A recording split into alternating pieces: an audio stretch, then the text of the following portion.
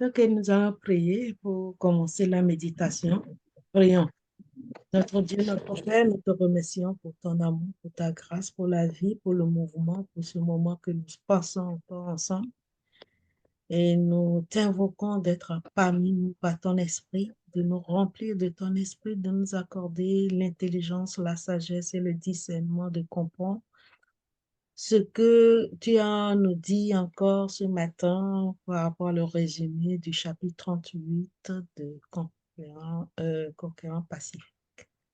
Nous te demandons d'être avec le pasteur Edem, de le remplir de ton esprit qui parle à travers toi, afin que ton esprit puisse nous transformer au nom de Jésus. Amen. Amen. Amen. Bonjour, pasteur Edem. Bonjour, sœur Marceline. Bonjour, chers frères et sœurs en Christ. Bonjour. Bonjour. J'espère que vous allez bien par la grâce de Dieu ce matin. Ouais, nous allons bien, par la grâce de Dieu. Amen. Ok, je vais rapidement mettre la présentation sur... Est-ce que c'est venu?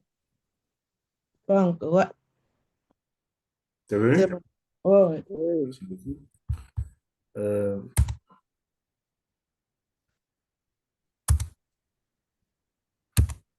D'accord. Nous avons déjà prié.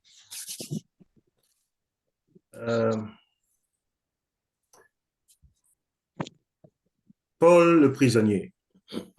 C'est le titre du 38e chapitre du livre Actes des Apôtres que nous allons voir aujourd'hui un résumé. J'ai seulement pris les points clés qui sont dans le chapitre qui peuvent nous aider et nous allons les passer en revue et nous allons voir ce que le Seigneur a à dire pour nous. Au fait, comme nous le savons, le livre des Actes des Apôtres, Conquérant Pacifique, nous parle de comment le Saint-Esprit lui-même a œuvré dans la vie des enfants de Dieu et comment certaines personnes se sont laissées transformer, utilisé par le Saint-Esprit et comment d'autres personnes ne se sont pas laissées utiliser par le Saint-Esprit. Paul, le prisonnier. Et ce chapitre est basé sur Acte 21, le verset 17, à Acte 23, le verset 35. Nous avons vu dans les chapitres précédents que Paul prêchait la croix de Jésus, le message de réconciliation entre Dieu et les pécheurs. Les Juifs n'ont pas aimé ce message parce que selon eux, ils étaient un peuple spécial et ils ne voulaient pas partager leur titre d'enfant de Dieu avec quelle autre personne que ce soit. Alors la Pentecôte approchait, où les Juifs de tous les horizons devaient venir à Jérusalem pour célébrer. Alors, Paul trouva en cet événement une opportunité à prêcher le Christ crucifié et son amour pour l'humanité. Veuillez excuser ces erreurs qu'il y a. Ce message, je l'ai terminé ce matin, très tard, et je viens juste encore maintenant. Je me suis réveillé quelques 2 heures seulement pour venir le préparer. Donc, ne prêtez pas attention aux erreurs de frappe, s'il vous plaît. Paul trouva en cet événement une opportunité pour prêcher le Christ et son amour pour l'humanité. Les Juifs, depuis longtemps, cherchaient à le faire mourir pour faire taire ce message de la justification par la foi. Ainsi, il y avait un danger pour Paul de se rendre à Jérusalem. Il avait été averti par Dieu plusieurs fois, personnellement, par Agabus, par les disciples, mais au-delà de ce danger, il avait un désir ardent de voir ses frères juifs arriver aussi au salut en Jésus. Nous sommes ensemble? Merci. Ainsi, Paul se décida d'aller à Jérusalem quand même, sachant qu'un danger l'attendait. Mais il ne savait pas dans quelles circonstances se présentait ce danger. Alors, Dieu ne s'opposa pas à la décision de Paul car il avait été averti, mais Paul lui-même avait aussi sa volonté que Dieu respecte. Alors, nous avons parlé de ces questions, nous avons posé ces questions la fois passée. L'acte de Paul d'ignorer les avertissements de Dieu sur les dangers était-il mauvais en soi? Si Paul ne s'était pas rendu à Jérusalem, Dieu n'aurait-il pas suscité quelqu'un d'autre pour toucher le cœur des Juifs de Jérusalem? Ne serait-ce que pour un moment, avant que, il n'aille après quand ces gens soient convertis. Ce sont des questions à méditer. Son amour pour, excusez-moi, son amour pour les frères, n'était-il pas aussi louable? Pas pour le danger, son amour pour les frères, malgré le danger. Est-ce que cet amour n'était pas louable? Question à méditer. Dieu t'avertit du danger, mais tu veux quand même aller prêcher l'évangile. N'y a-t-il pas d'autres personnes? Mais lui, qu'en est-il alors de son amour pour ses frères? Dieu n'a rien dit, malgré les avertissements. Il en a reçu plusieurs avertissements. Depuis le premier jour, Dieu lui a dit attention, mais il a dit j'irai, question à méditer. Alors voici, nous allons faire une comparaison entre l'action de Paul et un écrit d'Ellen White sur comment Jésus est venu nous sauver. Ça, ce n'est pas dans la Bible, je le répète, mais c'est dans l'esprit de prophétie. Et je me rappelle quand je devais utiliser cette citation pour la toute première fois aux États-Unis, l'Esprit de Dieu, il y a quelqu'un qui a parlé dans mon oreille droite, qui a dit, attention à la façon dont tu traites la divinité de Jésus. Je me suis retourné, je n'ai trouvé personne. Alors, j'approche toujours cette citation avec beaucoup de révérence. Et chaque fois, dans le passé, avant de pouvoir utiliser cette citation, je prie toujours, je dis Seigneur de grâce. Je ne suis pas en train de traiter la divinité de Jésus n'importe comment, parce qu'il est Dieu éternel. Le ciel fut rempli de tristesse, nous dit la sœur White, quand on apprit que l'homme fut perdu et que le monde que Dieu avait créé serait rempli de mortels condamnés à la misère, à la maladie et à la mort, et qu'il n'y avait aucun moyen d'échapper au danger. Toute la famille d'Adam devait mourir. Je vis l'adorable Jésus, dit-elle, avec une expression de sympathie et de tristesse sur son visage. Bientôt, je le vis s'approcher de la lumière extrêmement brillante qui enveloppait le Père. Mon ange me dit, il est en étroite conversation avec son Père.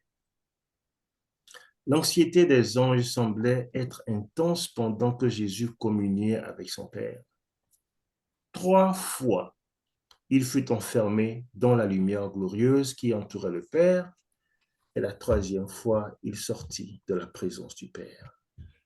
On pourrait voir maintenant sa personne. Son visage était calme, exempt de toute perplexité cette fois-ci, et de tout doute et rayonnait de bienveillance et de gentillesse, tels que les mots ne peuvent l'exprimer. Il fit alors savoir, dit-elle, à l'armée angélique qu'un échappatoire avait été trouvé pour l'homme perdu. Il leur dit qu'il avait plaidé auprès de son Père et qu'il avait offert de donner sa vie en rançon, de prendre sur lui la sentence de mort, afin que, par lui, l'homme puisse trouver le pardon et que les mérites de son sang et l'obéissance à la loi, par ses mérites de son sang et l'obéissance à la loi, il puisse avoir la faveur de Dieu, être ramené dans le beau jardin et manger du fruit de l'arbre de la vie. Nous sommes en train de voir ici Jésus, selon ce texte de l'esprit de prophétie, plaider avec Dieu pour venir mourir pour l'homme. Donner sa vie en rançon. Autrement dit, il savait qu'il viendrait mourir. Selon l'histoire ici,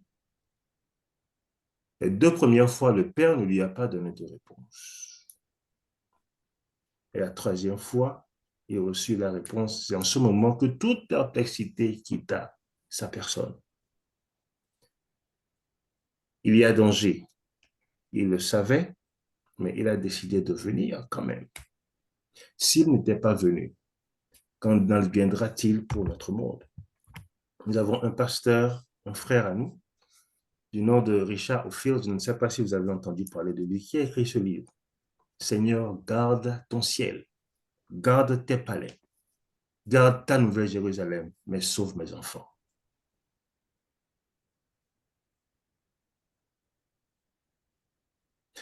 C'était un pasteur qui avait donné tout ce qu'il pouvait donner à ses enfants pour que ses enfants soient de bons chrétiens. Les belles histoires de la Bible, Maxwell, quoi qu'on peut dire, mais il s'est retrouvé dans une forme de formalisme pour amener ses enfants à Dieu. Et ce sont des histoires de drogue et tout le reste dont il parle. Alors, dans sa détresse, il prie à Dieu, garde tes palais, mais sauve mes enfants.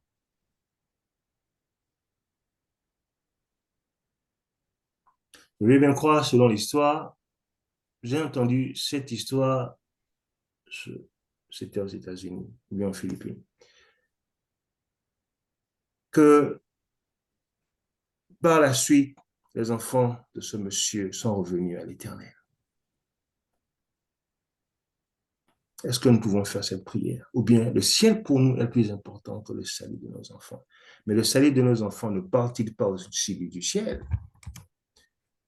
Donc, alors, nous avons le cas de Paul, nous avons le cas de Jésus, nous avons le cas de Paul et le cas de Jésus.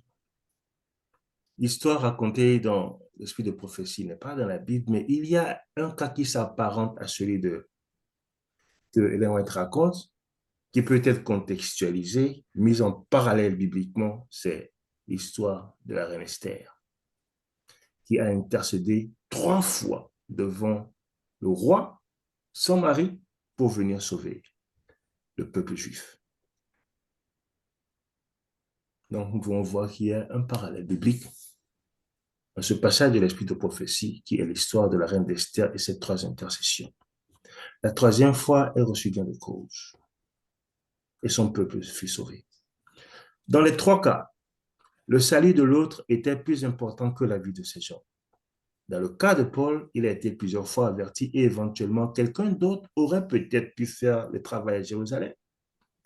Mais dans le cas de Jésus, lui seul pouvait venir nous sauver et il est venu. La question qui nous interpelle est celle-ci. Quel sacrifice sommes-nous prêts à faire? Jusqu'où sommes-nous prêts à aller pour le salut de nos enfants? Combien sommes-nous prêts à prier, à jeûner, à pleurer pour le salut de nos enfants, de nos frères et de nos sœurs pour qu'ils soient sauvés? Seigneur, garde tes palais, sauve mes enfants. Bien que Jérusalem va me prendre, j'irai quand même. Ainsi de suite. Alors, veuillez y penser. Ainsi, Paul se rendit à Jérusalem, il mit devant l'église l'argent collecté chez les païens, convertis à l'évangile. Et la somme était tellement considérable que les chrétiens de Jérusalem furent convaincus que Dieu utilisait Paul. Certains juifs toujours pas contents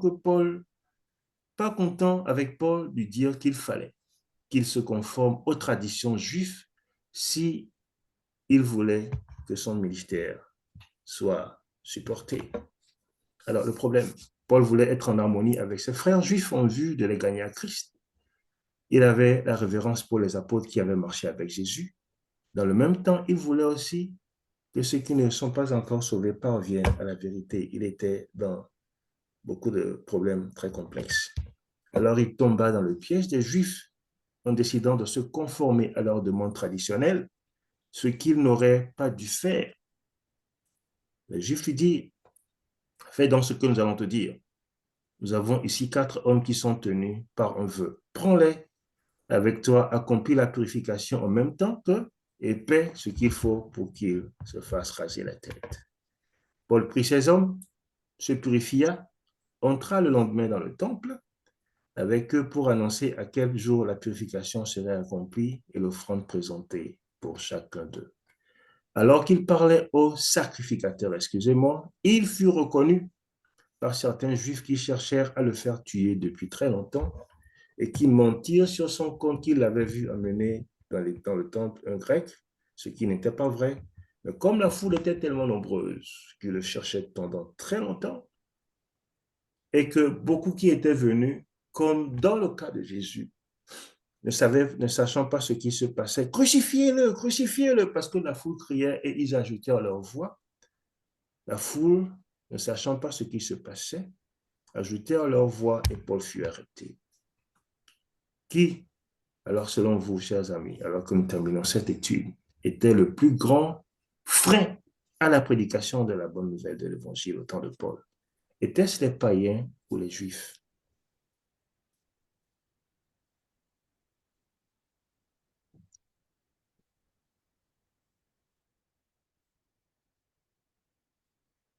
Qui empêchait l'évangile d'être prêché au fait? Est-ce que c'était les gentils ou les juifs?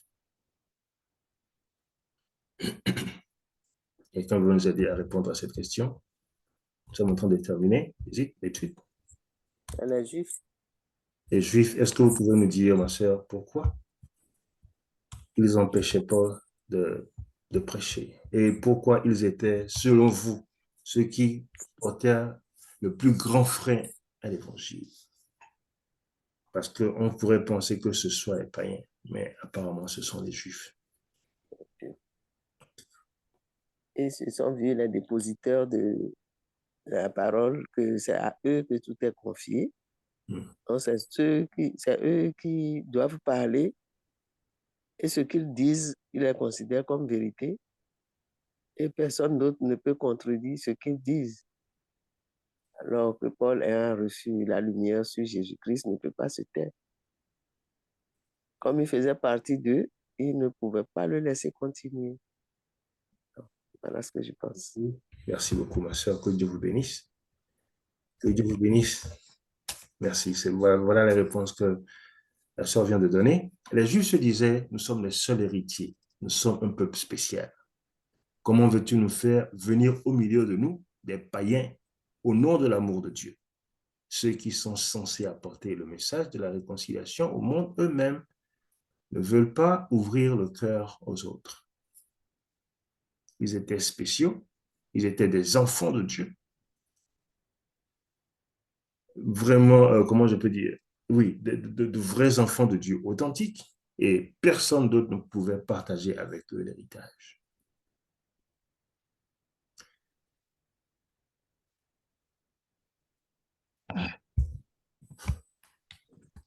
Ici, nous voyons... Oui. Il y a une soeur qui arrive là. Vous voulez dire quelque chose avant que je ne termine? Non. Ok. Ici, nous voyons le danger du fanatisme religieux. Nous sommes les seuls enfants spéciaux qui avons le salut. Le message de Paul est un message de réconciliation. Dieu était en Christ réconciliant le monde avec lui-même. Les Juifs et les païens, ensemble, tout le monde, sous le jour de Jésus. Les Juifs sont la lumière, sont les premiers. Ils ont le privilège d'avoir reçu le message, mais pas pour garder pour eux, mais pour apporter au monde. Et c'est ce qu'ils n'avaient pas compris. Et ils étaient fermés dans leur forme de religion et l'esprit ne pouvait pas travailler. C'est pour cela que j'ai tellement aimé la lecture de Sœur Lucie, non pas à nous, mais à ton seul nom de gloire. Toutes les fois que nous nous mettrons devant, nous bloquerons l'œuvre du Saint-Esprit. Aussi clair. Toutes les fois, dans n'importe quelle situation, dans n'importe quel contexte, que nous nous mettrons devant l'œuvre de l'Esprit de Dieu, nous bloquerons l'œuvre de Dieu dans nos vies. Et nous devons éviter cela. Quand Dieu veut être à l'œuvre, quand Paul l'a compris, il s'est ouvert totalement et Dieu a pris la place au point où ce monsieur, même quand il passait, son ombre guérissait les malades.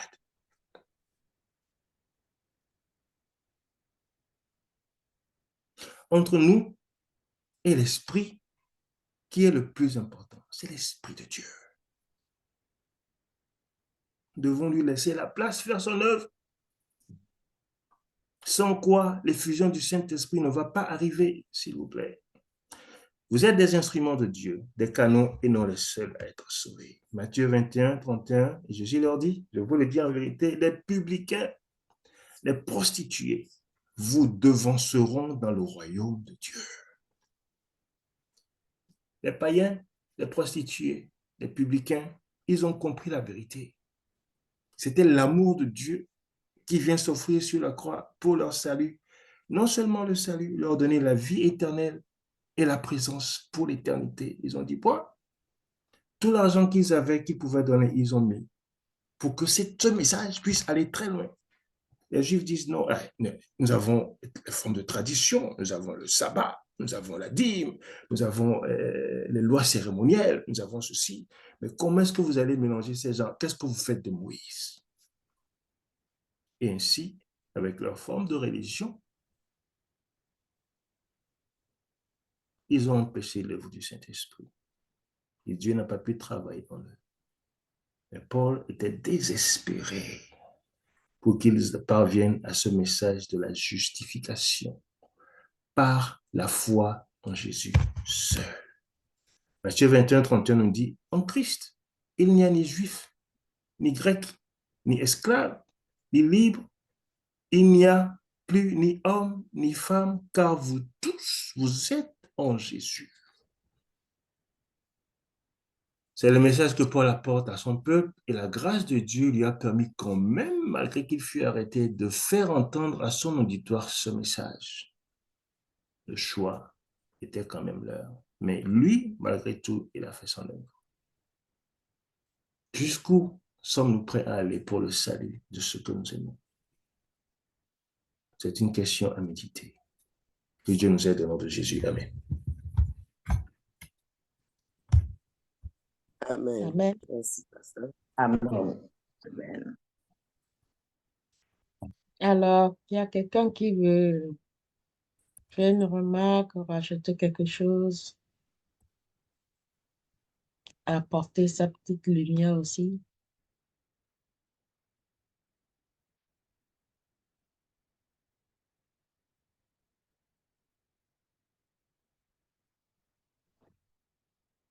Non, c'est... Bonjour tout le monde. Est-ce que vous m'entendez parfaitement? Oui, on t'attend. Je ne sais pas si je vais me rappeler exactement de ce que nous avons partagé, mais c'est surtout le témoignage de quelqu'un qui est dans le groupe et qui n'est pas adventiste du 7e jour.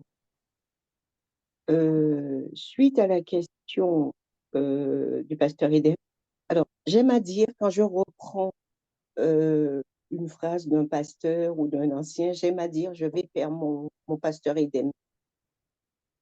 Toutes les réponses qui ont été données à la question qu'il avait posée, vous vous rappelez à la fin, est-ce que Paul avait eu raison d'aller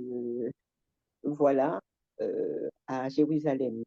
Diverses réponses ont été données. Et donc, je dis, toutes les réponses sont bonnes. Mais je reviens sur ce que moi, l'intervention que j'avais faite, disant que l'Esprit Saint avait parlé à Paul. Et Paul a quand même été, ses compagnons sont intervenus, il a quand même été. Ensuite, j'ai dû aller relire un peu les 2 chapitres pour vraiment comprendre, puisque dans particulièrement jeudi et vendredi, je crois, jeudi et vendredi, quand nous avons vu ce qui est arrivé à l'apôtre Paul et toutes les forces que Dieu a dû déployer pour venir au secours de Paul, moi, je me suis dit, eh bien, pour une application pratique, c'est la même chose que Dieu fait. L'Esprit me parle. Il y a un projet. L'Esprit me parle pour me dire, Michel attend. Ou Michel, c'est pas... Michel, non, abandonne. Quelqu'un d'autre, je vais lui en parler, va peut-être me dire, oui, je comprends, ouais, c'est pas mal, c'est pas mal, c'est pas mal, mais pense, prie Dieu encore, ou jeûne, ou va me donner d'autres actions à faire. Je vais dire oui, oui, oui, mais comme je suis persuadée, tiens, même si on me... Je vais quand même le faire. Puis après, je me trouve dans une situation compliquée. Je suis obligée d'aller dire, Marceline, tu peux mettre un message sur le groupe méditation et prière pour prier pour moi. etc. Un tel, tu peux prier pour moi. Et regardez, et Dieu déploie tellement de force, tellement de danger. Je suis en train de crier à Dieu et de dire à Dieu, délègue les anges qu'il faut pour cette situation, pour m'en sortir de cette situation. Donc, je me suis dit, ce qui est arrivé à l'apôtre Paul, c'est la même chose qui m'arrive et qui peut arriver à n'importe qui.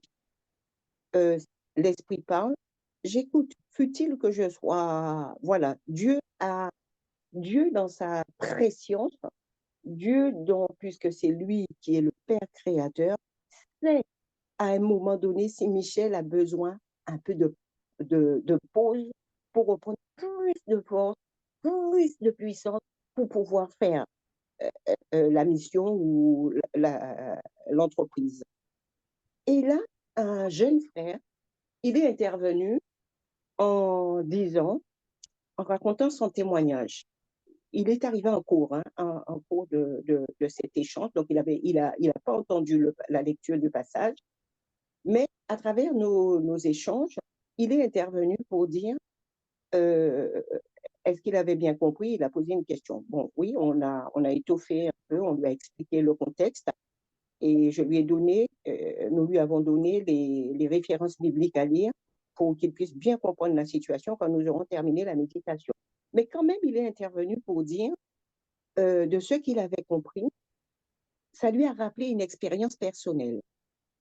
Ce jeune homme, si j'ai tout bien compris, c'est qu'il enseigne l'anglais et à un moment donné, il est parti au Ghana. Or, l'Esprit lui avait dit de ne pas partir au Ghana. Et il est parti au Ghana. Après le Ghana, il est revenu, je vais dire ça comme ça, dans sa famille. Il est revenu dans sa région, dans sa famille. Et aujourd'hui, à travers ce qu'il vit aujourd'hui, il se dit, l'Esprit lui avait parlé et certainement, s'il avait écouté l'Esprit, il ne serait certainement pas dans cette situation dans laquelle il est aujourd'hui. Et que quand l'Esprit parle, il faut écouter l'Esprit. Donc, j'interviens pour dire ça parce que vraiment, en lisant l'apôtre Paul, en lisant ce qui lui est arrivé, plus que jamais, nous avons prié pour que Dieu nous accorde de la clairvoyance et du discernement et que nous sachions écouter parce que nous pouvons, Dieu peut déployer même, parce que oui, en relisant le passage, on voit l'intervention du prophète, comment il s'appelle? Gabus. Hein? Oui, Il c'est ça, intervient. Agamis. Voilà, il intervient.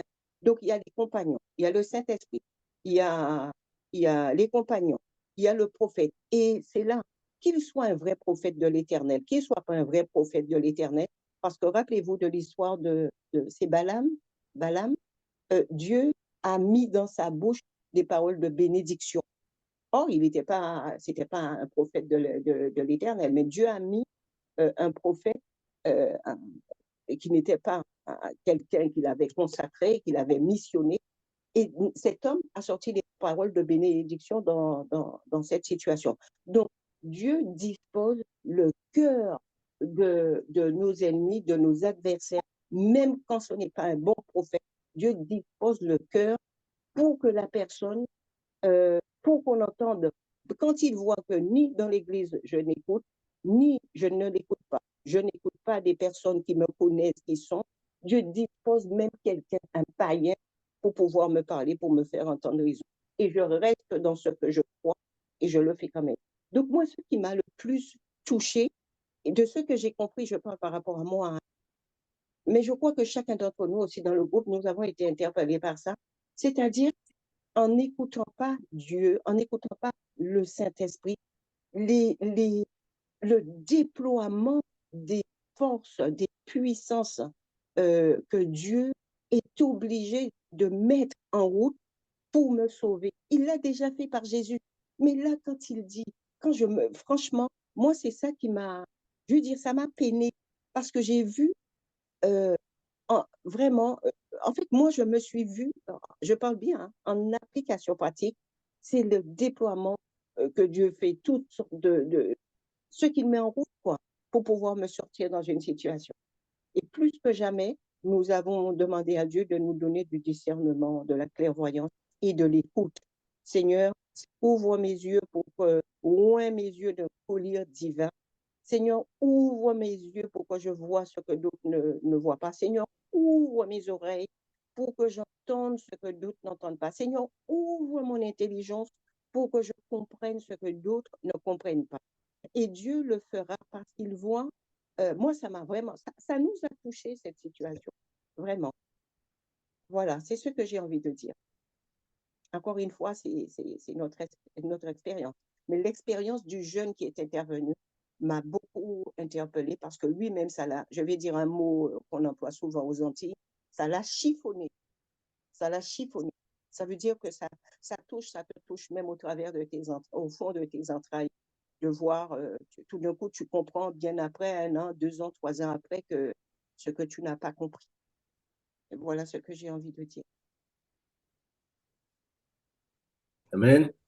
Merci beaucoup, frère Michel. Je m'excuse, je ne sais pas comment c'est arrivé que j'ai dormi jusqu'au pour ne pas écouter les choses, mais ce que je sais, Michel vient de dire, c'est là ce qui aussi m'a tellement frappé. À cause de ça, j'ai lu si j'ai le livre concret, parce que j'ai lu jusqu'au verset 43 pour arriver à Rome,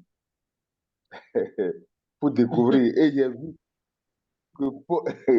que Paul même, à un moment, il s'est douté, dit, ah, ou bien est-ce qu'il a fait un mauvais choix? Mais Dieu te l'a dit. Tout à fait. Tout à fait. Hein? Tout à fait.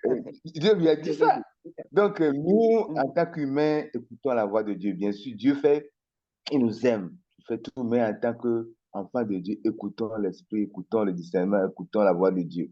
Et ça va nous aider beaucoup. Sinon, il a fait beaucoup de choses. Il a parlé, le roi Agrippa, Festus était vraiment, tous étaient stupéfaits. Il dit, jusqu'à Festus dit, ton grand savoir va te déraisonner, tout ça, tu es devenu fou, tout ça là.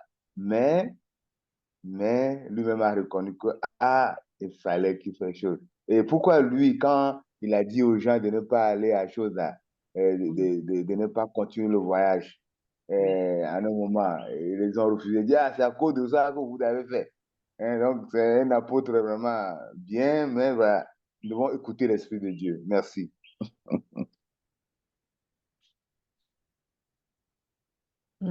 C'est ça.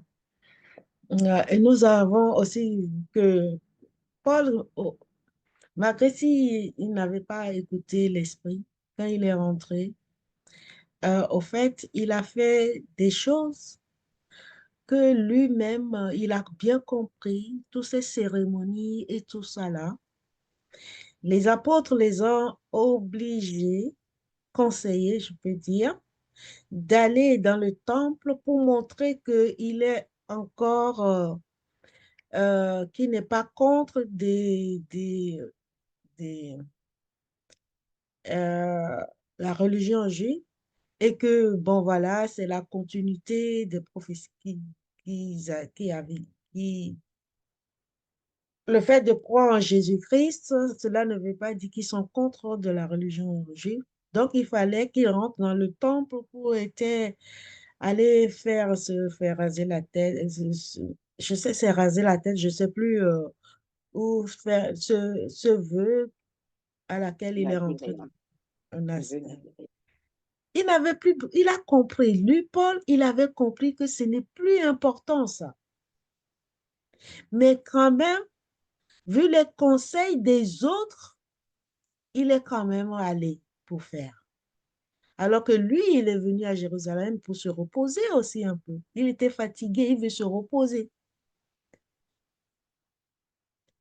Et les apôtres qui étaient là, c'était Pierre et tout, leur conseil de faire ça. Et, et on voit que l'église à Jérusalem, les gens, il y avait une influence dans l'église chrétienne, que les gens, ils continuaient pour... C'est comme si c'est une sorte de compromis qui rentre dans l'église. Donc, les conseils, des fois, nous devons faire très attention. Et les conseils, de présenter ça à Dieu, de voir vraiment si certaines choses, des conseils qu'on nous donne, est-ce que c'est bien en ce moment-là pour le faire ou pas. Paul aurait dû, lui sait, lui il avait déjà parlé de la circoncision, d'un plus, ce n'est plus, c'est révolu. Il a bien compris. Et il vient, il va se mettre dans une situation à laquelle lui-même il ne croit pas. Il ne le faisait pas par conviction. Nous des compromis, en fait. Puis-je, Oui, allez-y. au vu de tout ce qui a été dit, moi je vais poser une question. Lorsque l'Éternel nous parle par la bouche des gens, ou même dans notre cœur, et que nous pensons faire une bonne action, malgré que Dieu, l'Esprit de Dieu, nous ait dit « ne fais pas », ne serait-ce pas comme un orgueil, je dirais un orgueil inconscient qui nous pousse ou qui a poussé Paul à, à y aller malgré tous les conseils, malgré que Dieu lui-même lui ait parlé? C'est ma question. Est-ce que ça peut s'apparenter à un orgueil inconscient qui a amené Paul, malgré tous les avertissements, à transgresser tous ces avertissements et à y aller à Jérusalem?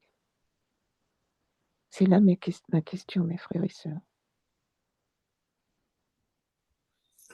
Je voudrais, Moi, je ne sais pas. Allez-y. je voudrais, c'est une question vraiment méditative,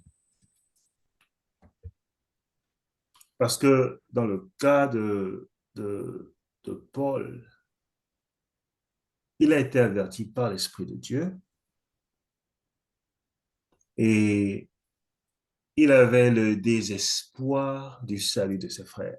Il n'est pas le seul chrétien, bien entendu, mais il avait un don spécial, une grâce spéciale d'avoir reçu la mission de porter l'évangile au païens et le message de la justification par la foi. Ainsi, la perdition de son peuple lui tient à cœur. Il voit le danger, il est averti par Dieu lui-même, mais il s'évertue pour aller. Quel est le but? Le salut des autres. Alors, est-ce que c'est un orgueil inconscient? Je ne sais pas, mais je vois la volonté quand même en jeu que Dieu respecte, comme je l'avais dit. Ok. Je vais quand même donner deux autres exemples très rapidement. Bon. Je voudrais poser juste une deuxième question auquel vous allez ajouter à vos réponses. Ne vaut-il pas mieux obéir à la voix de Dieu que à sa propre voix? C'est une question que je pose parce que j'ai envie de comprendre. Ne vaut-il pas mieux d'obéir à la parole de Dieu qu'à sa propre parole, selon ses pensées? Parce que vrai, il a voulu bien faire. Vrai, le salut de ces personnes était très important à son cœur. Mais que devons-nous choisir quand nous sommes devant ce genre de choix?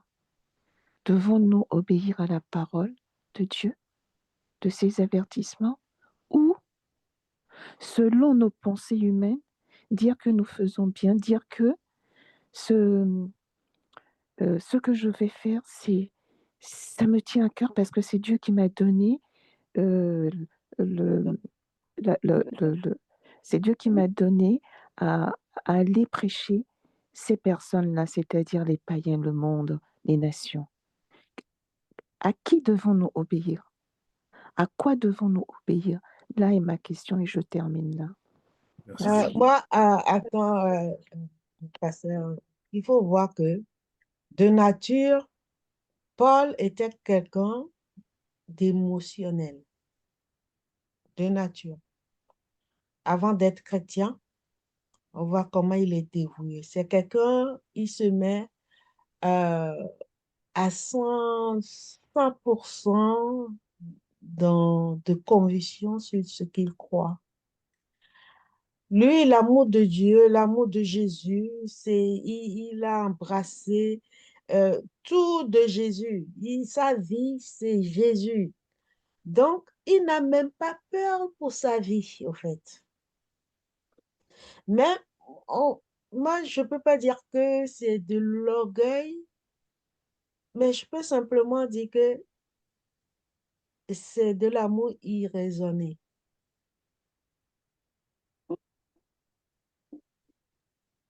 Tu as fini, Marceline? Oui, Tu as fini, Marceline? oui. Est-ce que je peux? Vas-y, Michel. J'ai eu la même réflexion que Josita en me disant que c'était de l'orgueil. Mais je ne me suis pas étendue là-dessus. Et encore une fois, je reviens à moi-même par rapport. Je suis sûre que dans les personnes que je connais depuis 2020, là, donc qui me connaissent environ 4 ans, et Marceline et peut-être d'autres personnes, Marie, qui me connaissent, les personnes qui sont de mon église, même si ce sont les personnes qui sont de mon église, je suis sûre que vous allez leur demander de parler de Michel. Celle-là va te dire telle chose, celle-là va te dire telle chose, celle-là va te dire telle chose, telle chose.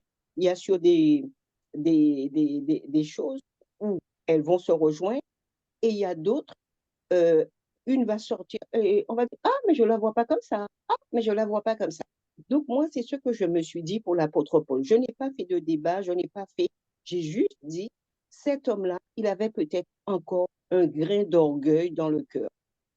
Et quand je suis arrivée je crois que c'est samedi, je ne sais pas si c'est samedi, si c'est vendredi, quand j'ai lu qu'il a été, comme le frère Apédo vient le dire, il a été, je ne sais plus quel mot, si c'est le mot doute, et il a été découragé. Je me suis dit, eh bien, tiens, s'il est passé par ça, ça veut dire qu'il sait lui-même de se trouver dans cette situation. Il s'est lui-même posé des questions sur son état. Et je disais à mes camarades, c'est pas écrit. Ça, c'est Michel qui le dit. Parce que moi, en fait, cette expérience-là, pour moi, c'est comme un miroir qui me renvoie à moi-même. C'est pour ça que je dis ça. C'est-à-dire que euh, moi, je prie, vous avez dû, hein, beaucoup d'entre vous qui ont fait chambre avec moi m'entendent dire, priez pour moi pour la patience, ce fruit de l'esprit que j'ai, mais encore d'autres. Mais la patience, je trouve que c'est extraordinaire, vraiment. Et quand on va me dire, quelqu'un va me dire, je suis patiente, je suis tellement étonnée, je dis, oh, moi, je ne trouve pas que je suis patiente. Et je continue encore, je dis gloire à Dieu, et je continue encore à prier pour la patience. Et quand je me trouve dans une situation où je ne vois pas du tout, j'ai fait preuve de patience, je me dis, eh bien, ce n'est pas un grain, mais il y a encore un sac d'impatience encore dans mon cœur. Donc cet homme, certainement ça. Et je continue, en tout cas moi, expérience de ce que j'ai lu, de ce que j'ai compris, que Dieu m'a fait comprendre, je me dis, c'est écouter la voix de Dieu. Et vous savez, Dieu utilise qui il veut. Ça, le pasteur va après dire, mais je redis encore une fois, j'apprécie le pasteur Edem parce que je vois bien, il va prendre la réponse de X, il va prendre la réponse. Et en fait, ça fait comme c'est dans mon cheminement, je grandis.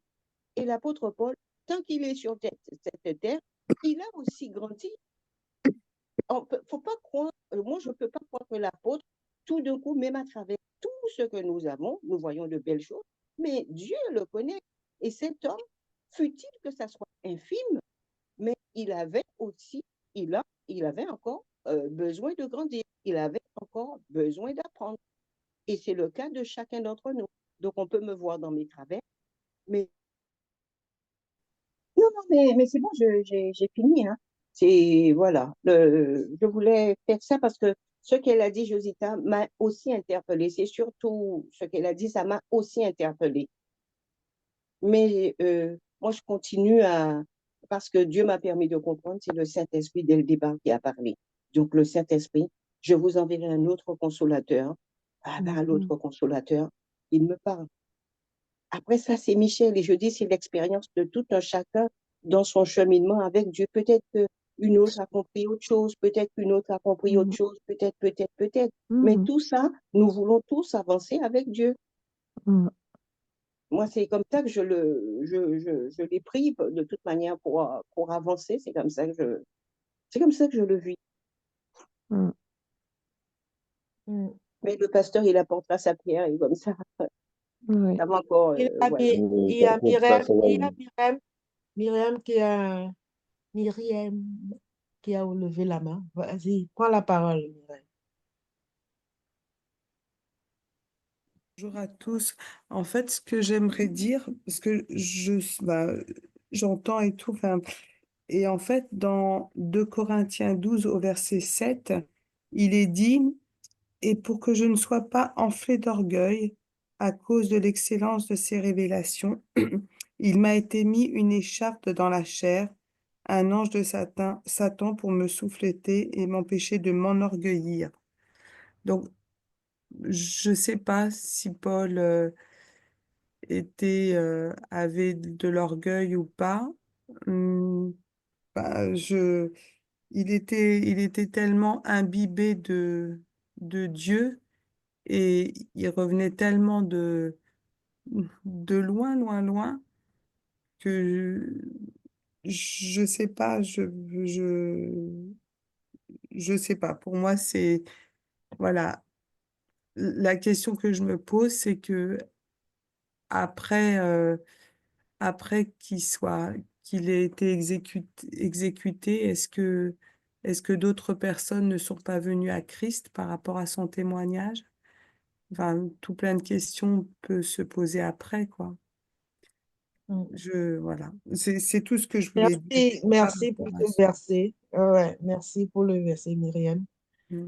Parce Amen. que les chats restent dans son corps. Hein. Allô? Oui, allô? Je pense que, bon, merci beaucoup. Ce que Sœur Michel a dit, vraiment, c'est des choses profondes, hein.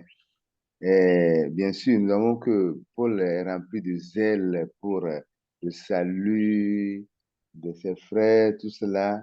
Mais ce que nous devons apprendre, c'est que nous devons apprendre à grandir. Et Paul aussi a grandi avec le Seigneur. Donc, malgré tout ce que nous pouvons faire, notre connaissance, tout, nous ne pouvons pas remplacer nous ne pouvons pas remplacer ce que Dieu peut faire pour nous. Nous sommes limités en tant qu'hommes et l'Église de Dieu doit apprendre ça. L'Église aussi, c'est pourquoi on se rencontre chaque 5 ans pour toiletter les choses. L'Église aussi doit grandir. Si quelqu'un trouve une révélation aujourd'hui, on fait ça, on remonte jusqu'à la conférence générale et après l'Église se réunit pour voir si ça, on peut marcher avec ça. Donc l'Église doit apprendre à grandir et nous aussi devons apprendre à grandir. Parce que si nous pensons qu'on est au top, tout ça, non, non, c'est pas vrai. Dieu nous connaît, Dieu connaît notre cœur. Des fois, on ne le fait pas méchamment, mais c'est le zèle qui est en nous.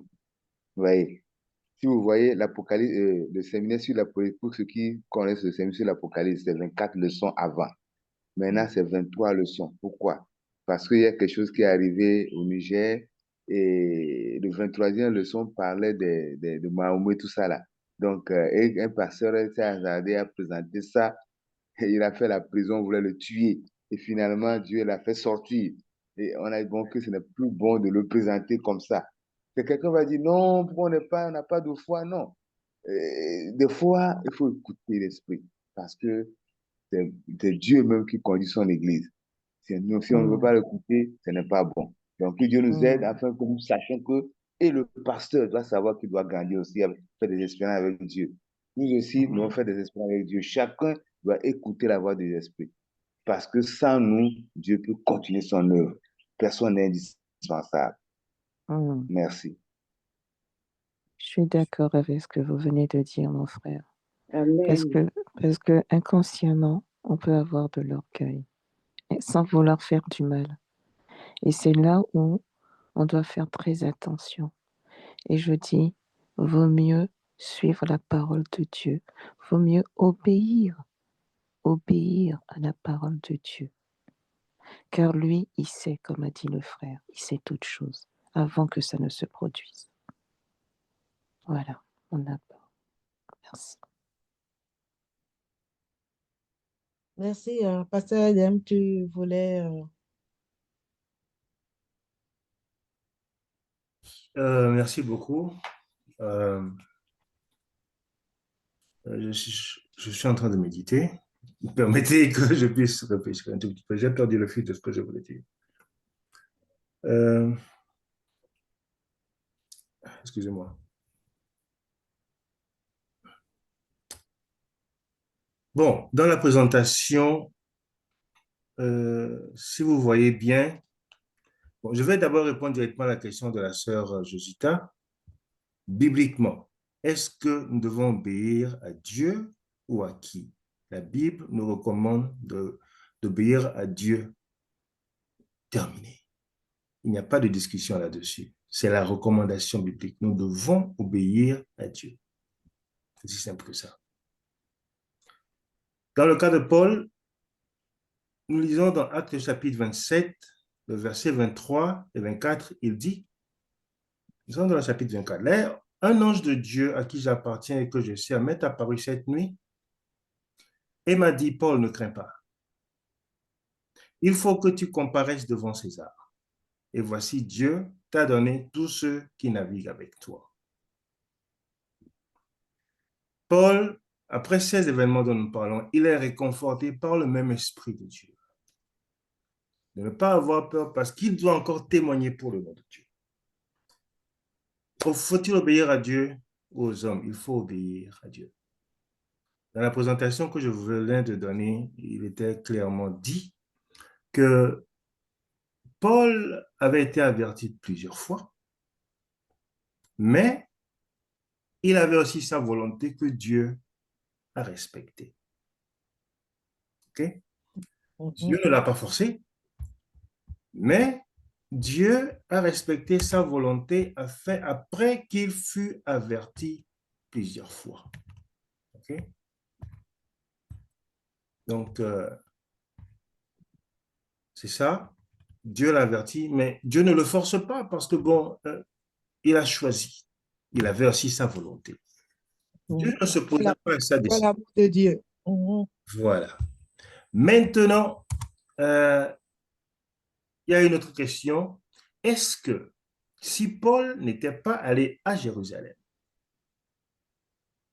est-ce que Dieu n'aurait-il pas trouvé d'autres personnes? Bien évidemment. Voilà. Bien évidemment. C'est ce qu'il y a que vous voyez sur l'écran. OK? Maintenant, est-ce que l'acte de Paul, dans cette désobéissance vue de façon humaine,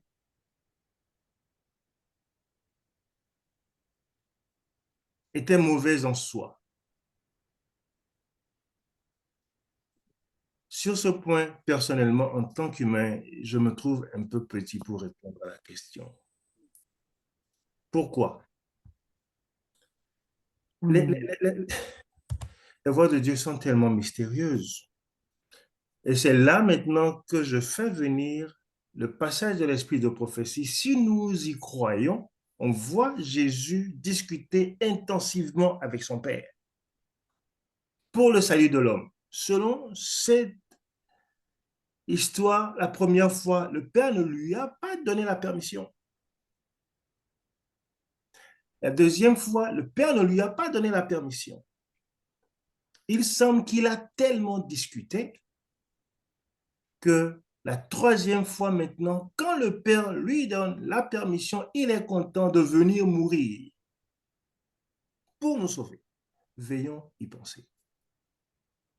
Si nous croyons dans l'esprit de prophétie. Je suis en train de donner, je pense, peut-être des réponses théologiques pour nous faire réfléchir.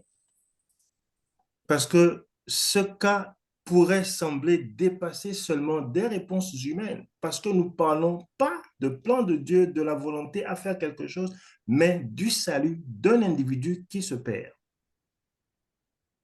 devant lequel la vie de Paul n'a plus d'importance devant un monde qui se perd, devant lequel la vie de Jésus ne compte pas plus que le salut des autres.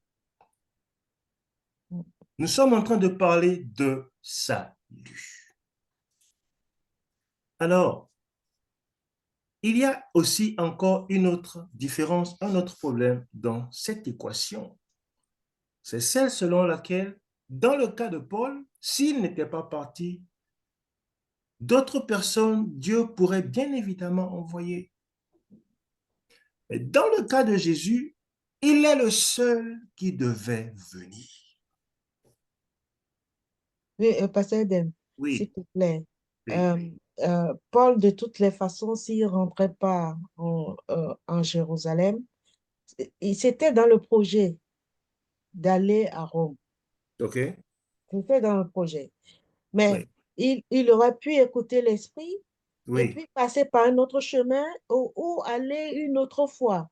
Là, oui. il rentre à Jérusalem parce qu'il y a un événement qui se passait et il s'est rentré dans cet événement qu'il ne devait pas faire Mhm, pour ses vœux. Il savait aussi que ce n'est pas important ce vœu d'aller faire. Donc, oui. euh, bon, Je crois que déjà, nous sommes en l'Esprit train de lui dire la dit, même chose. Je crois que nous les... sommes en train de dire la même chose. ah d'accord, Je suis l'Esprit lui juste en dit, train d'expliquer.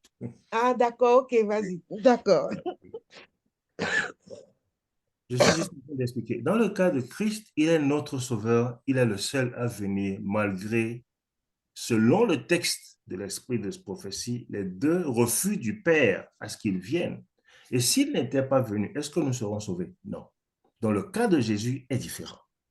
Mais le cas de Paul, quand nous les mettons face à face, Paul, en allant, il n'a pas perdu le salut par la suite. Il sera dans l'éternité. Il a sauvé des vies par ce qu'il a fait. Mais cela quand même n'a pas empêché que Dieu l'a averti et il aurait pu éviter cela. Veuillez comprendre, s'il vous plaît, les réponses que je suis en train de donner. Néanmoins, Dieu l'encourage bien après pour lui dire, tu te présenteras aussi devant César. Et après ça, il mourra, mais Dieu l'encourage, dit, ne crains pas. Comment est-ce que vous pouvez expliquer ça? Le même esprit le réconforte pour lui dire, ne crains pas, tu dois encore témoigner. Comme il a témoigné avant. Ces réponses que nous donnons n'effacent pas le fait qu'il aurait quand même pu écouter la voix de Dieu. Mais quand il a quand même mis devant le salut de certaines personnes, est-ce que vous pensez que les personnes qui étaient sauvées à Jérusalem, Dieu ne les recevrait-il pas? Oui. C'est un problème un peu complexe. Mais si je veux répondre tout simplement, directement à la question de la sœur, est-ce qu'il faut obéir à Dieu? Oui, il faut obéir à Dieu. Terminé. Mais dans son cas, je ne sais pas s'il essayait de suivre Jésus pour faire exactement ce qu'il a fait. Et il est parti, il a témoigné. Dieu dit, je veux encore t'utiliser plus. Et il est parti encore, Dieu l'a utilisé plus. Et il a converti des cœurs là-bas qui convertiront encore d'autres après. Et toutes ces choses mises seulement dans l'équation du salut posent un problème. Parce que ayant mis le salut des autres devant, le Seigneur a quand même honoré cela. Dieu n'est-il pas miséricordieux, pasteur? Dieu est miséricordieux. Et c'est là où le problème ne peut pas être fâché d'une seule façon. Je finis, s'il vous plaît. Oui. Et je pense que Dieu étant miséricordieux, On il nous a accordé, on a le noir là. il nous a accordé le libre arbitre. Il sait, il connaît Paul. Dieu connaît Paul. C'est même Dieu qui a appelé Paul à la mission, à cette mission. D'accord? Donc, même si Dieu a vu que son cœur d'après ce que j'ai compris que vous venez de dire, hein, Dieu ne pouvait pas laisser Paul, malgré le choix, l'interdit qu'il a, il a pris le libre arbitre d'y aller. Mais ça ne voudrait pas dire que Dieu l'a abandonné. Dieu l'a laissé faire. Et sûrement, et comme vous dites, l'a encore utilisé à aller plus loin. C'est vrai que c'est une réflexion profonde sur laquelle méditer, parce que sûrement que l'histoire aurait pu se terminer autrement aussi, on ne sait pas. On ne sait pas. Merci. Moi, je voulais Merci. rajouter quelque chose. Je voulais dire que nous voyons cet Dieu, le Dieu d'amour, et avec ce qu'on lui donne, il fait quand même sa volonté. Par amour pour lui, on peut prendre des mauvaises décisions. Parce que le but de Paul, c'était dit, bah, sa vie, pour Mais rien. Jésus-Christ, il donne sa vie et tout. Bon, ben, Dieu a accepté ça. Et, euh, et Dieu a approuvé ça et Dieu ne l'a pas abandonné. Donc, nous aurons à la fin des temps qui nous arrivent à faire des choix. Est-ce que nous allons faire des choix pour nous, pour notre vie, ou pour le salut de quelqu'un? On peut aller jusqu'au... Ça, c'est chacun au moment venu. Nous aurons à faire des choix pour le salut, pour l'œuvre de Dieu, pour Christ, pour le salut de quelqu'un. Dans la situation de Paul, à la fin des temps, là que nous arrivons, on aura à affronter des exemples comme ça pour, pour notre foi, pour le salut de quelqu'un. Et voilà, c'est ce que je peux ajouter. Ce débat ne peut pas terminer aujourd'hui parce que c'est tellement intense. C'est intéressant, Vous mais... savez, bon, moi je vais terminer. Dieu lui-même, le salut de l'homme, quand l'homme a péché, c'est Dieu lui-même qui a cherché l'homme. Mm. Et Dieu a prévu dans Genèse 3, verset 15. Ouais, donc Dieu lui-même a pas dit que Dieu lui-même a dit qu'il est tellement amour que nous ne pouvons pas faire au-delà de ce que lui-même dit. Il a dit lui-même amour. Hein, nous, en comptabilité, on dit qu'on a toujours des objectifs. C'est-à-dire que Dieu a un objectif. Paul doit aller dans son esprit, doit aller à Rome, témoigner. Ça, Dieu là a barré ça. Maintenant, pour que ça puisse aller, bon, Paul a fait des détours, bien sûr, mais Dieu l'a accompagné et lui-même se rappelle de ça. Et c'est ça qui le fortifiait toujours. Dieu sait, malgré tout, il sait il ira à Rome parce que Dieu l'a dit. Vous savez? Voilà. Donc, nous, dans notre musulman, en tant que chrétien, en tant que pasteur, il faut que nous apprenions à écouter la voix de Dieu. Si l'homme écoutait la voix de Dieu, Jésus aurait déjà venu depuis. Mais nous traînons, aujourd'hui, les gens ont fait du christianisme un business. Et j'écoutais, non, c'est-à-dire que ça, au lieu de sauver les âmes, quelqu'un se lève, dit, ah voilà, il raconte des choses. Donc, si nous travaillons vraiment pour Dieu, oh, Jésus va revenir bientôt. Vous savez que les gens quittent, ils organisent des campagnes d'évangélisation, non pas pour faire quoi, pour apporter des âmes à Dieu, mais pour se faire des noms. Vous pensez que Dieu sera content pour tout ça là? Travaillons pour Dieu. Travaillons pour Dieu. Laissons les choses, la politique humaine, tout ça là. Non, non, non, non. Si je serais nommé quelque part, ce n'est pas mon travail. Dieu va le faire. Vous voyez? Donc, que Dieu nous aide à comprendre, à nous laisser utiliser par lui. Et lui, son esprit seul peut nous guider dans cette vie-là. C'est ça. Je pleure des fois quand je me vois moi-même. Donc, c'est ce que je dis, ce que Sœur Michel a dit, nous devons apprendre à grandir. Et que Dieu est prêt à nous utiliser. C'est ça l'essentiel. Je m'arrête là. Merci.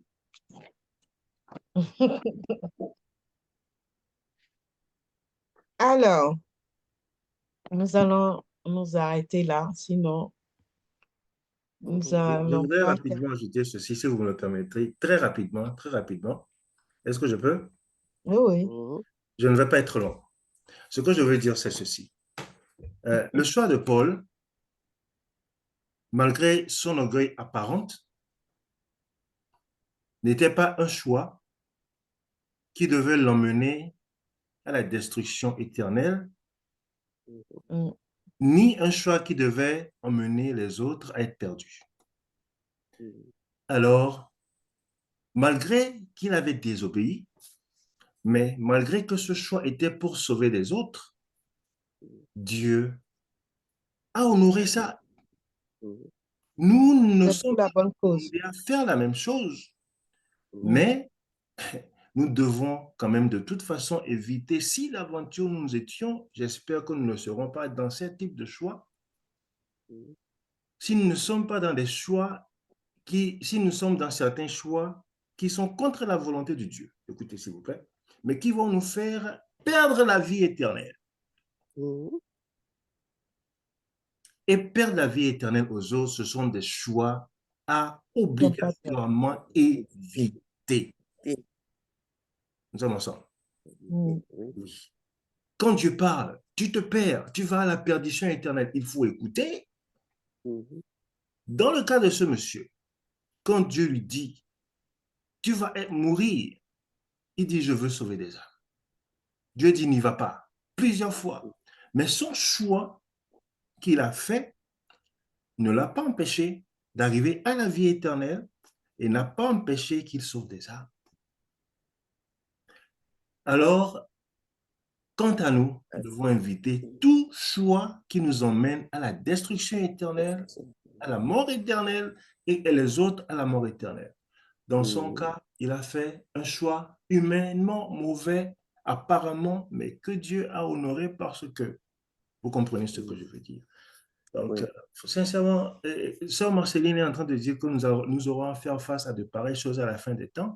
Je crois très bien que cette histoire est pour nous, qui sommes arrivés à la fin des temps. Nous aurons des situations extrêmement compliquées. Nous ferons face à ce type de choix. Que ferons-nous? Je ne peux pas répondre.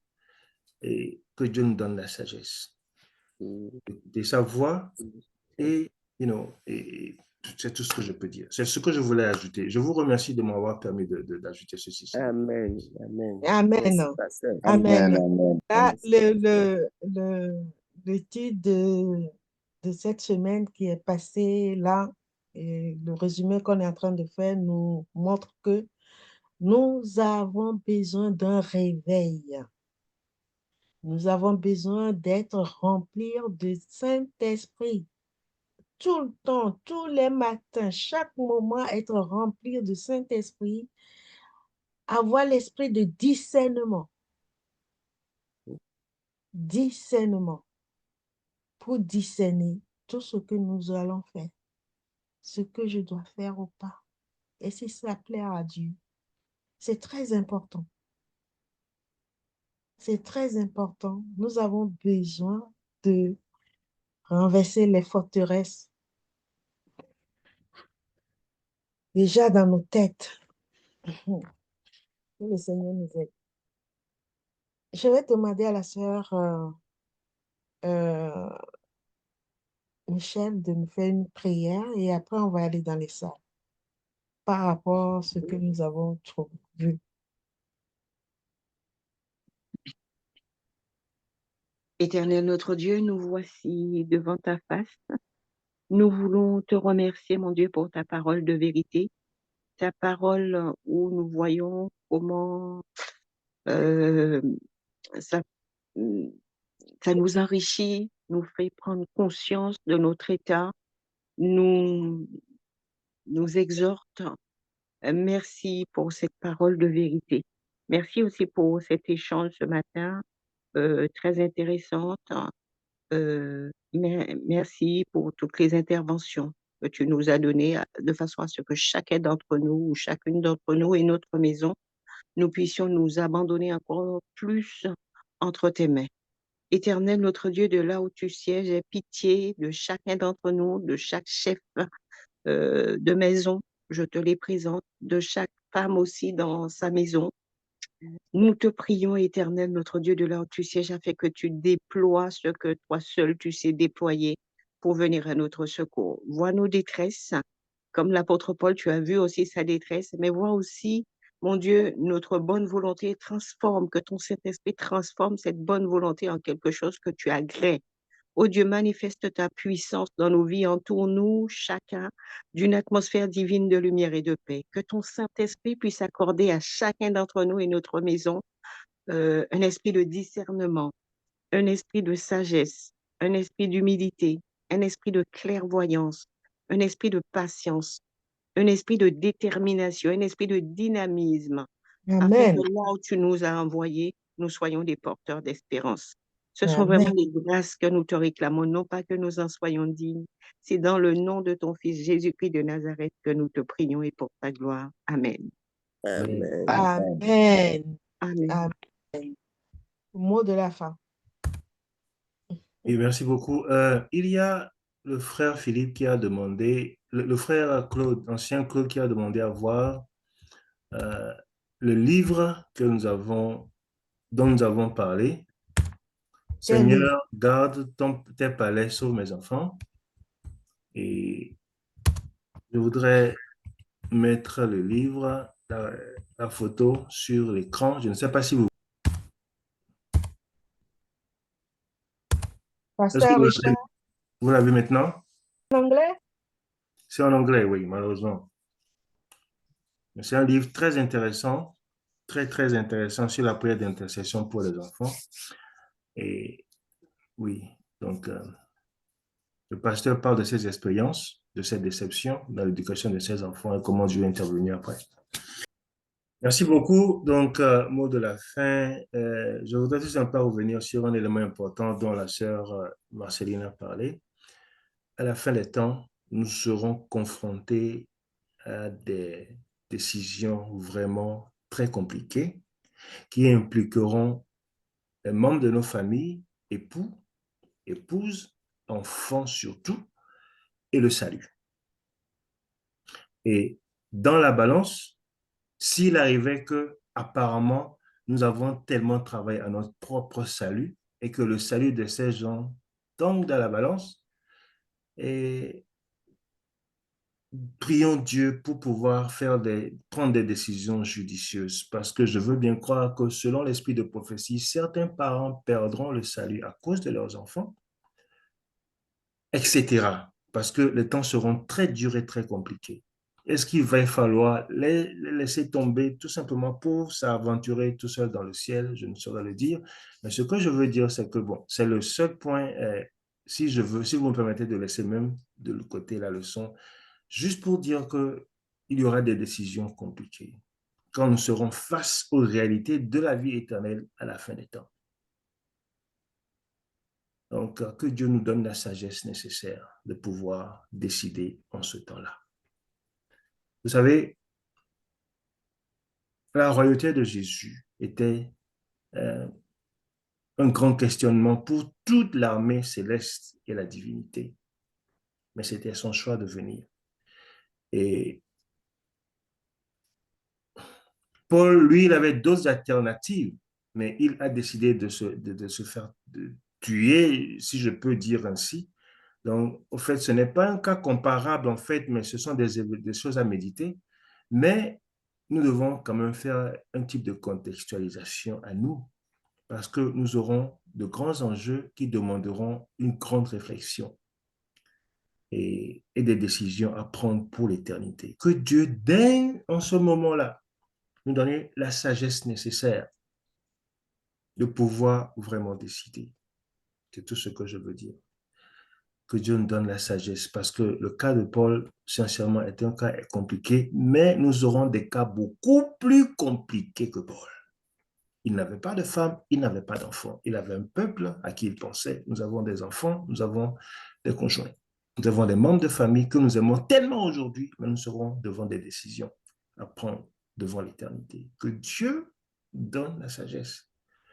Et surtout l'esprit de discernement, comme l'a dit Marceline, afin que nous puissions vraiment bien décider pour ne pas perdre la vie éternelle, mais pour rester toujours dans le plan de la vie éternelle, et pour nous et pour les autres. Merci.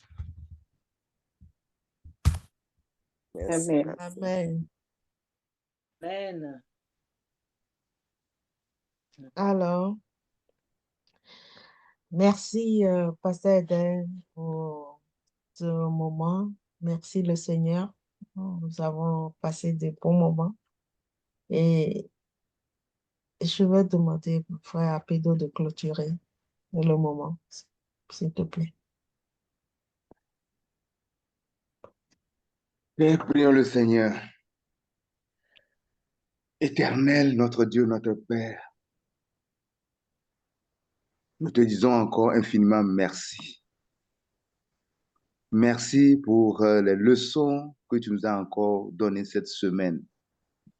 Et merci pour la vie de ton serviteur Edem qui est disposé à partager ces messages avec nous. Oh, merci pour la vie de nos frères et de nos sœurs ici présents sur cette plateforme. Merci parce que tu as veillé sur nous tout au long de l'année. Et nous voulons, Père, sincèrement te dire merci parce que tu vas encore nous guider pour cette nouvelle année. Oh Père, comme nous l'avons dit ce matin, nous avons besoin de ton Esprit Saint, de nous guider. Permets que nous puissions vraiment écouter ta parole, écouter ton esprit. Dans l'école du sabbat, hier, on nous disait que les disciples, les gens écoutaient, les gens entendaient, lisaient la parole de Dieu, mais ne comprenaient pas ce que Jésus disait. Oh, permets, par ton Esprit Saint, que nous puissions comprendre, que nous puissions, Seigneur, que Jésus-Christ demeure en nous. Et dit, quand vous aimez, quand vous m'aimez, vous allez obéir à ma parole. Et mon Père viendra demeurer en vous. Et nous tous, Seigneur, nous demeurons en vous.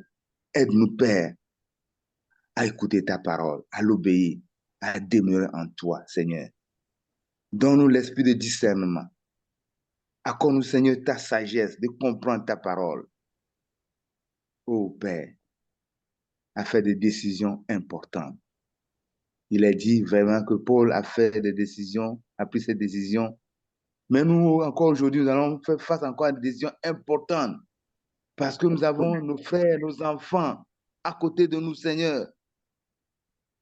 Aide-nous, Seigneur, pour que nos enfants puissent se donner à toi. Aide-nous, Seigneur, quand le moment arrive, Seigneur, que nous puissions prendre des décisions importantes, des décisions basées sur ta parole, Seigneur. Merci, Papa, pour ce que tu fais pour nous encore aujourd'hui. Conduis-nous dans cette journée et garde-nous dans ton amour. Et permets que le dimanche prochain, que personne ne s'égare, que nous puissions encore nous retrouver encore sur cette plateforme, encore plus nombreux, et apprendre de toi. Accorde-nous la santé. Fortifie ceux qui sont fatigués. Et permets, Seigneur, que nous soyons toujours attachés à toi.